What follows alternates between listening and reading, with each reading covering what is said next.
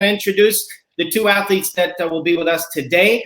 We're going to start with Aaron Latimer, who is a Paralympian alpine skier. Well, there's a video of actually Jean Lassen, who is an Olympic weightlifter.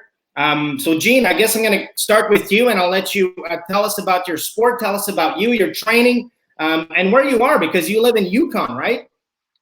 Yeah, I'm up here in the Yukon, and this is where I started weightlifting when I was a grade 7 kid. I always say before I was a weightlifter, my first sport was stacking wood to keep our house warm. So stacking wood and lifting weights is very similar. You're just moving things around. So my sport at the Olympics is getting the bar from the ground to overhead. And it's a lot of training to lift as much weight as possible up to arm's length.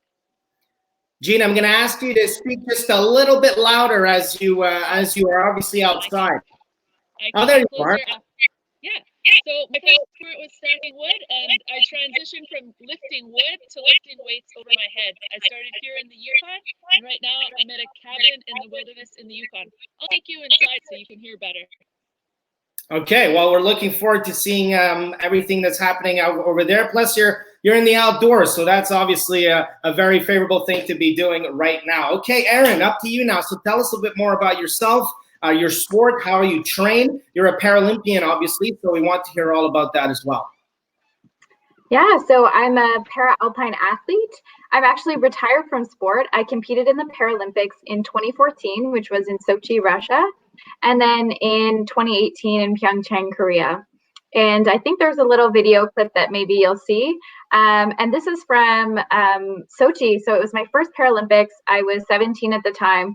And para-alpine skiing is pretty much like alpine skiing, except you'll notice that the athletes compete with different impairments. You might be wondering why I'm not wearing a glove, but that's actually a prosthetic hand. And so athletes in para-alpine have different physical impairments. So you could have maybe a visual impairment and you would ski with a guide. You might have spinal cord injury and use a sit ski. A really wide variety of different ways that you can compete in para-alpine, but the rules are generally very similar to the Olympic alpine skiing that you would see, and you're basically trying to go as fast as you can through a course down the hill. But as I said, I retired in 2018, and so now I am a student like everyone here watching. I'm at the University of Toronto. Amazing. I know what it feels like to be. I think all three of us here know what it's like to be retired from Olympic or Paralympic sports. It feels good. I mean, that feels good. We'll just take a quick moment to say hello to some people that are checking in. Lori from BC says good morning. Benoit, my friend Benoit, which we'll get to in just a few minutes, says hello. Donna Richer says a job well done. So we say hello to them. As you guys know, there's challenges coming with these live chats. And this week, well, it was International Dance Day on Wednesday. So what we did is challenge some people to record some TikTok videos. And well, Benoit Huot, who is a Paralympian, I want to say the best swimmer of all time in the Paralympic sport. He's a good friend of mine. And listen, he took the time with his little girl, Mila, to show us a TikTok video. So we'll take a moment to do that. And then upcoming will be obviously the Q&A, and we get to know even more about our athletes. So check it out.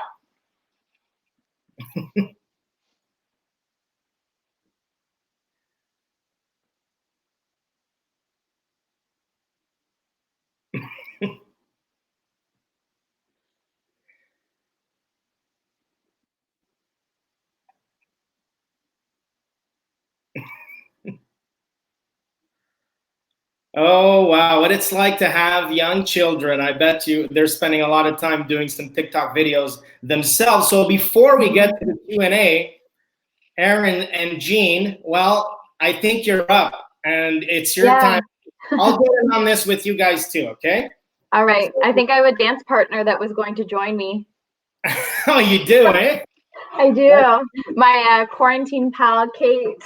Hi, everybody. Oh, nice. Hi, Kate.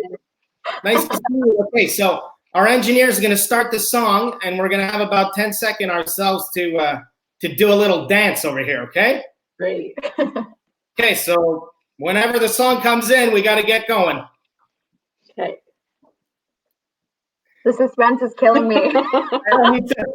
Kate and I have been training for this all week. My moment. Oh, well, listen, if there's no song, we might just have to do it ourselves. Yeah. We don't hear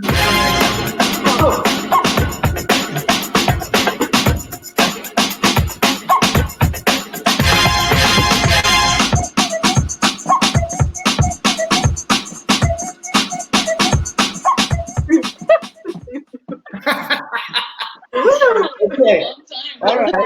Thanks, guys. Okay, now that that's out of the way, we can get back to Aaron and Jean. And I mean, of course, a lot of people want to hear about you guys, about your life right now in these conditions. Of course, the coronavirus has changed our lives for probably ever. And Aaron, I'm going to start with you. Tell the audience what keeps you busy right now. You said you're a student before, but what keeps you busy on a day-to-day basis? Yeah, so like everyone else watching, I'm also a student. However, university finishes a little bit earlier than elementary school. So I actually just handed in my last assignment last week. So that was keeping me very busy. But now that school is finished, I have a little more time. And so I'm trying to keep busy because that way I find that the days go by much more quickly. So obviously we're limited in the things that we're able to do. I'm very lucky because I'm in Collingwood, Ontario right now, and there's a lot of wide open space because it's not a big city. So I'm able to get outside. I'm spending a lot of time walking and going on hikes. And then I'm also, in the rest of my time, I work at RBC. So I'm staying busy with that, as well as reading lots of books, catching up on things that I normally don't have time to do. And so one of the things that's very difficult for everyone, I think, is not being able to see their friends and family. And so I'm really making time to connect with them. So I'm doing a lot of Zoom calls and other sorts of video chats. There's some really cool apps and games out there that you can play with friends online. So one of them, Jackbox, and others, House Party. So those are all really great ways that I'm trying to stay busy. Oh, that sounds great. We saw that Susan from Nova Scotia says hi. Susan Hi, Truro. Susan. Nice to, no, Susan Chillsholm. Oh, I hope I said that right. I'm sorry, Susan, if I didn't. Okay, Jean, so up to you. And by the way, we encourage people, if you have questions for Jean and Aaron, just send them in the live comments and we'll ask them, of course, live on this broadcast. So, Jean, I mean, all of us obviously have had to modify our daily routines, whether it's for work, whether you have children or not. So tell us a little bit, what's been some of your favorite ways to stay active at home and to keep busy? Well, I work in healthcare with kids and teenagers, so I'm doing a lot of trying to get schoolwork done. And another thing to know, since we're in the Yukon and it's spring, it's actually light out until 11:30 at night. So we were really working on making sure that everyone gets enough activity in the day for their body and their brain to make sure they feel tired when it's bedtime. So that means we try to play games as much as possible, like different kinds of tag, 21, basketball, jumping on the trampoline, whatever we can do, and then make sure we're making our brains tired, trying to get the schoolwork done, but doing puzzles and other problem-solving riddles and things like that. So really just trying to make sure that everyone feels tired so they're not up until the midnight sun finally goes down. Wow, that must be something really particular to live and interesting to be able to see the sun until midnight. So I'm actually jealous. I would love to live there to see that. Aaron, back to you. What are some of your ways to stay active right now? You said you're retired from sport, but what do you do? And you're in Collingwood, I believe. So lots of outdoors there for you to go out, right? Yeah, exactly. So even though I'm retired from sport, I've always liked to remain active. There's so many hours in the day, especially when we kind of aren't going out and about in our daily activities. So physical activity is a really big part of my day. I also enjoy getting outside. So when the weather's nice, which it has been and it's getting nicer, I'm getting outside. And again, that's because I'm in an area where it's not too busy and I'm okay to get outside without violating any of the rules around physical distancing. But I like to go hiking. I find it's really nice to get out in the sunshine, get some fresh air. So I've been going for lots of hikes. You know, I'm used to skiing down hills, but now I'm going up them. So that's a nice change. I've also been just going for walks, and I have a bike up here. So I've been doing some biking. Just trying to switch things up and stay busy. I'm really excited for the nicer weather to come around because I love spring and summer despite being a winter athlete. So I think that will be nice. And the days are getting longer, which is great because you get more hours of daylight. Absolutely. We're all looking forward to that. That is for sure. Jean, so tell me, being also, I'm assuming in the woods, there must be lots of space around there. It's not so much like Montreal, say where I am right now.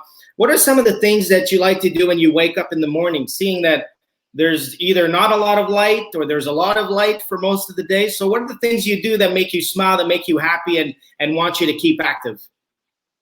I think, yeah, moving is so important, and so is laughing. So I actually like to start my day with finding a joke on the internet, but I've never managed to find anything funnier than my favorite joke. Do you want to hear it, Alex? It's a joke about pizza. I love pizza. Never mind, it's too cheesy. But so I start with a joke, and then I go for a walk or with my dog outside. The dog is a really good excuse to get outside, and he loves fetching sticks and piling sticks up, and I sometimes use sticks to practice my old weightlifting moves, and I show the kids I work with and try to convince them that it's fun to lift sticks, and it's not as fun as lifting heavy weights, but you got to get the technique first. So yeah, I still do a little bit of my old sport, and I try to get as much sunshine and fresh air as possible. But I know that not everyone can do that, and that's why when I did that cheesy dance, the TikTok video, I used a towel. So if your parents will let you lift sticks in the house, you can always take a towel and practice lifting that. There's no danger that you're going to knock any glass over or break anything. Beautiful. We have Yvonne Chouinard here that says, Whitehorse Girl is full of resources. Great to see you, Jean. That's amazing. Aaron, one more question for Aaron. If you had one sort of tip or idea for people to, you know, keep busy in their mental health as well, keep their minds active, keep going and find new activities to do, what would it be? Well, that's a great question. I think this is something that you have to sometimes think about when you're an athlete, because when I was competing as a para-alpine athlete, we were traveling a lot of the time, and I wasn't able to go to school or have a full-time job that kind of took up time. So I was really doing a lot of training and competing, but what do you do in the rest of the hours of the day? And so these were things I had to kind of explore. And there were lots of different things that I just learned to try out and see what I like. So I personally really like reading. And I like to learn different things. So I learned a lot about meditation during my time as an athlete, and that's something I'm kind of looking more into now. But I think I would just ask people, what is it that you've always wanted to learn to do or learn more about, but if only you had more time? Because now we do have that time. So for some people, it's maybe they want to learn a new language, maybe they want to learn a new song on guitar, something like that. It really feels very fulfilling to work towards a goal. And it's something that you're not being marked on or assessed on by someone else. So it's like, it's really fun. It's at your own pace. It's empowering. And it also really helps take time up in the day because we have a lot of hours. Yeah, that is true. I totally agree on that. The days are definitely long at times. Okay, well, listen, this is about it for today, for our live. We have a challenge for everybody, though, for the week, of course, and it is to take a video or picture of yourself right now, a selfie, while we're still on the broadcast for the next couple of minutes. You can send it on our Facebook posts and comments, and also keep following the social media of Team Canada, because there will be a challenge next week as well, which we're all, of course, trying to get you guys on and doing. So keep active, everybody. You are all champions. We're going to get through this all together, and life will be beautiful once again. Aaron and Jean, thank you so much. It was great to have a chat with you and get to know you, and stay active. Thank you. Bye, everyone.